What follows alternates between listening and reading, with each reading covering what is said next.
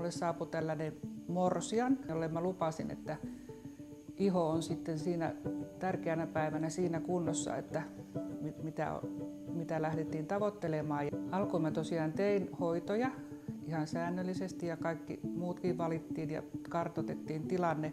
Mutta jossain vaiheessa mä koin vähän niin kuin hoitajana turhautuneisuutta, että ei menty sillä lailla eteenpäin kuin mä olisin toivonut. Silloin kun tällainen tilanne ylipäätänsä tulee, että on epätoivon hetki, niin mun mielestä hoitojen tekijän paras ominaisuus onkin se, että siinä hoidossa perehdytään siihen asiaan. Tämä, mitä mä silloin huomasin, niin oli sellainen seikka, että asiakkaalla oli todella niin kuin jumissa nämä leukaperän lihakset. Siihen kun aloin kiinnittää hoidoissa huomioita, niin aika nopeasti ihon tilanne lähti niin kuin paranemaan ja eteenpäin.